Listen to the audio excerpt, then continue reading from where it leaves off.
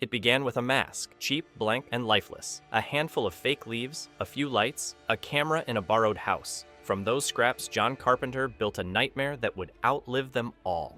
Most definitely stop being funny now, cut it. No monsters, no blood, just shadows, silence, and a shape that wouldn't die. This is the story behind the screams, the accidents, obsessions, and eerie coincidences that made it more than a movie. It became a ritual, a legend, a night when evil came home. These are 20 weird facts about 1978's Halloween.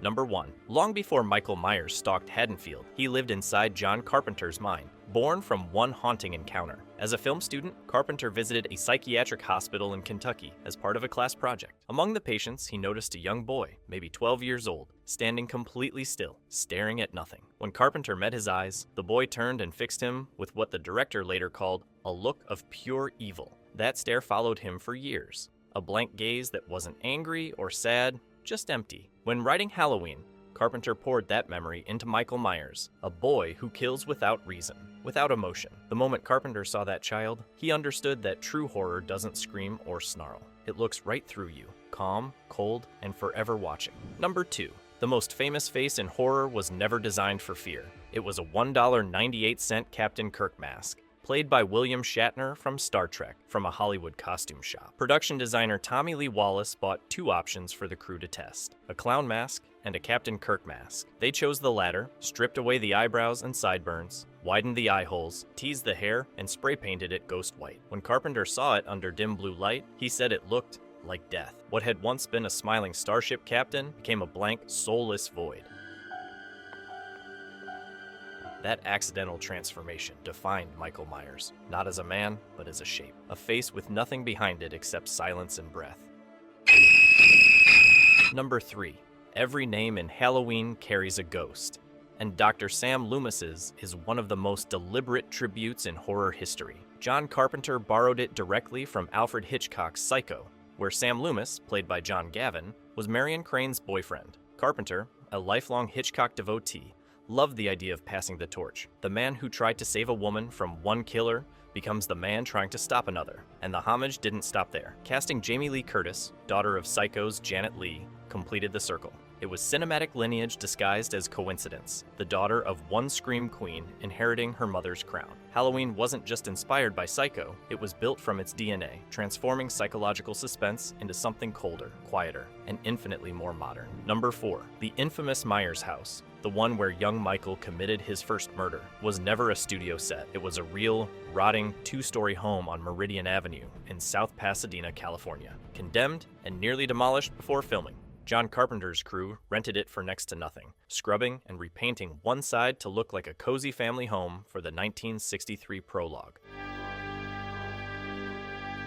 while leaving the rest in decay for the present-day scenes. After Halloween's release, the once-forgotten house became a pilgrimage site. Fans left pumpkins, letters, and candles on its porch every October. Rather than being torn down, the city moved and restored it at 1000 Mission Street, where it still stands, a silent monument to suburban evil that refuses to fade. Number 5. In one of Halloween's quietest moments, Laurie and the kids huddle on the couch as a black and white movie flickers on the television. The film, The Thing from Another World, a deliberate Easter egg from John Carpenter. At the time, it was simply a nod to Carpenter's love of classic sci-fi horror, but years later, that same director would remake it into one of the most terrifying films of the 1980s, The Thing. The connection is poetic, a movie about an unstoppable shape-shifting creature playing inside a film about an unstoppable killer called The Shape. The television becomes a window between generations of horror, one story feeding another, looping endlessly, reminding us that fear, like evil, never really dies, it just changes form. Number 6. Jamie Lee Curtis has said her first scenes opposite Michael Myers were more terrifying than she expected. While shooting Halloween's confrontation moments, director John Carpenter wanted her reactions to feel raw, not over-rehearsed or performed. Curtis later recalled that seeing Nick Castle fully masked and silent in the dim set lighting hit her harder than she thought it would. The moment when Laurie first spots the shape isn't staged fear, it's instinct. Carpenter encouraged her to hold on to that genuine shock through every encounter, using real adrenaline to drive Laurie's panic. That authentic fear helped cement Curtis as horror's next scream queen. Terrified, believable, unforgettable. Number 7. John Carpenter didn't just direct Halloween. He scored it, performed it, and edited it all himself. With no orchestra and almost no time, he composed the entire soundtrack in just 3 days using a single synth keyboard and a reel-to-reel tape recorder. Carpenter built tension from simplicity, that eerie 5/4 piano rhythm pulsing like an uneven heartbeat. Layer by layer, he added cold, stabbing synths that crawled under the skin. The result was hypnotic, mathematical, and unforgettable. He later said, "I can't play great, but I can play scary." That homemade score redefined horror music forever. Proof that you don't need violins or choirs to terrify the world. Just timing, repetition, and silence waiting to strike. Bob and I have been planning on it all week. Number 8. Names in Halloween weren't chosen at random. They were pieces of memory stitched into fiction. Co-writer and producer Deborah Hill drew directly from her real life when building Haddonfield. The town's name came from Haddonfield, New Jersey, where Hill grew up, and the protagonist's name, Laurie Strode, was borrowed from one of John Carpenter's old girlfriends. Those quiet nods transformed the script from generic horror into something strangely personal. Every time Laurie walks those leaf-strewn streets, you can feel the familiarity, like Carpenter and Hill were exercising pieces of their own youth. They weren't just creating a town, they were recreating memories of small-town America, where kids rode bikes past neat lawns and white fences.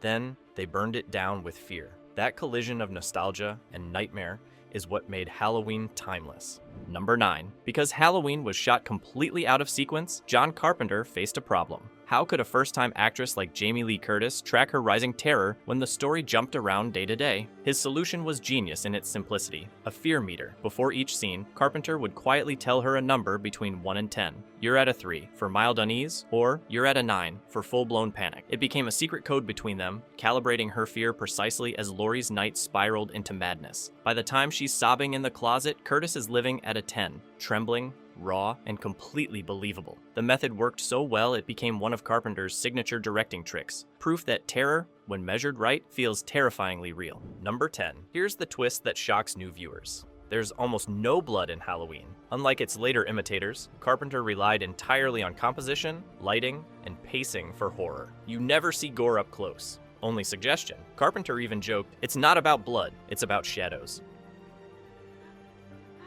Audiences in 1978 swore they'd seen gruesome stabbings, but when rewatching, they realized their minds had invented it. The film weaponized imagination, proof that fear lives not on the screen, but between frames. Number 11. Those swirling orange leaves that paint Halloween streets in autumn gloom? Not a single one was real. Filming took place in springtime California, where the trees were green and the sidewalks sunlit. To fake fall, the crew gathered thousands of hand-painted paper and fabric leaves, scattering them before each take. After every shot, production assistants would rush to collect and bag them up, ready to reuse in the next scene. They joked that the leaves had their own call sheet, performing alongside the actors. The same handful of leaves traveled across every neighborhood, even showing up again in Halloween Part 2.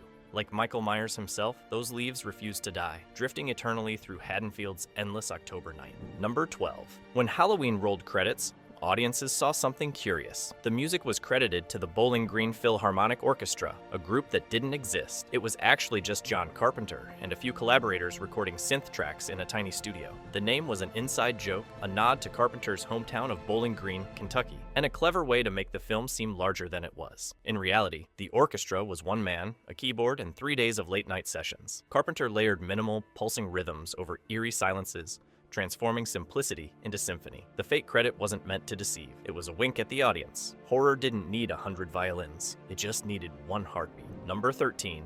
Before he became Freddy Krueger, Robert Englund had a blink and you'll miss it connection to Halloween. In an interview years later, Englund revealed that a friend working on the production asked him to help out for a day, and his job was scattering fake autumn leaves across Pasadena streets to create Haddonfield's fall atmosphere. It was an uncredited gig, but fate has a wicked sense of humor. The man who helped craft the world of Michael Myers would later become one of horror's greatest icons himself. Just a few years later, Englund slipped on the glove and became Freddy Krueger, forever linking two horror legends through a single windy day on Halloween's set. Number 14. You'd think a movie called Halloween would be overflowing with pumpkins, but irony had other plans. When filming began in the spring of 1978, Southern California didn't have a single pumpkin pumpkin patch in season, so the crew improvised. They bought cantaloupes and other melons, hollowed them out, painted them deep orange, and carved jagged smiles by hand. Under dim lighting, no one could tell the difference. Even the film's iconic opening jack-o'-lantern, that glowing face slowly filling the frame during the credits, wasn't a pumpkin at all. It was a foam prop, hand-carved by production designer Tommy Lee Wallace and lit from within by a single flickering candle. Shot in total darkness with a creeping zoom, the fake pumpkin became a hypnotic emblem of dread. In a film born from scraps and thrift store ingenuity, even a foam shell and a melon masquerading as pumpkins could summon terror that would last generations. Number 15.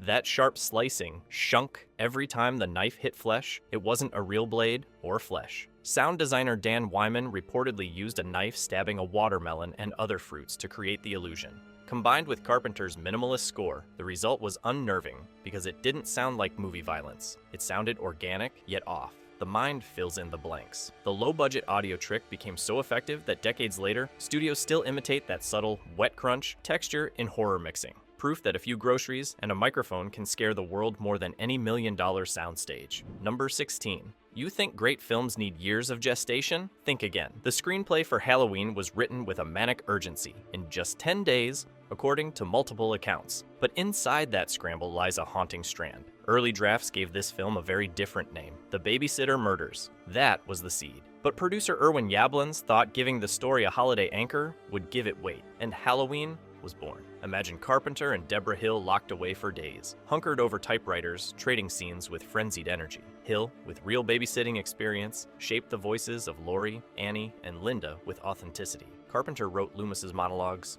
weaving in existential dread. Because of the rush, they leaned on instinct, luck, and primal horror language. That gamble paid off. What emerged from that strange whirlwind writing was a blueprint. Not just for this movie, but for modern slashers. In 10 frantic days, they birthed a genre's new monster. Number 17. Donald Pleasance, the trained Shakespearean actor, admitted in interviews that he didn't entirely understand the film's meaning. He said he took the role because his daughter loved Carpenter's Assault on Precinct 13 soundtrack. Not because of the script, but once filming began, he leaned into the mystery. His monologues about pure evil gave Halloween its mythic weight. Carpenter later said Pleasance's confusion actually helped the film. It made Loomis's paranoia feel authentic. The actor didn't know what was happening any more than his character did. That unsteady realism is why Loomis remains one of horror's most compelling prophets of doom. Number 18.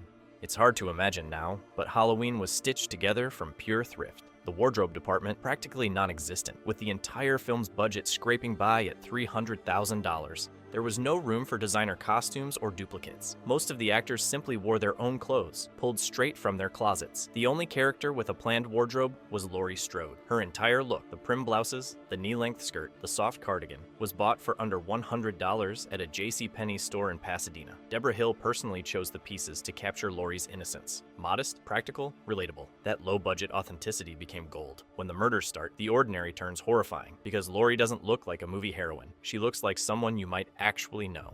And that realism made every shadow feel closer, every scream more believable. Number 19. For all its eerie Midwestern charm, Haddonfield, Illinois was a California illusion.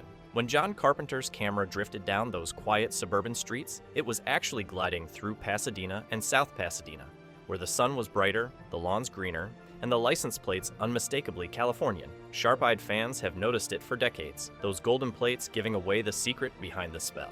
The crew tried to hide the evidence, repositioning cars, framing out plates, even covering some with paper or mud. But time, light, and movement made it impossible to conceal everything. Still, the deception worked. Under Dean Cundy's autumn-tinted lighting and Carpenter's steady camera, Southern California transformed into Illinois suburbia. It's the magic of low-budget filmmaking, a world created through suggestion, not perfection. Even the mistakes became part of Halloween's haunted realism. Number 20. That eerie, ghost-like shimmer that flashes across Michael Myers' knife isn't movie magic. It's a handheld mirror, angled just out of frame. With no budget for special lighting effects, cinematographer Dean Cundy and his crew experimented until they found a way to make the blade glow under the dark moonlight. One crew member crouched low, bouncing light off a small mirror so that the reflection would glide across the knife's edge at the perfect moment. The result was chilling. Every time the blade caught the light, it felt alive, like the knife itself was breathing. That hypnotic flash became one of the most recognizable images in horror history. Proof that a $5 mirror can create a $1 million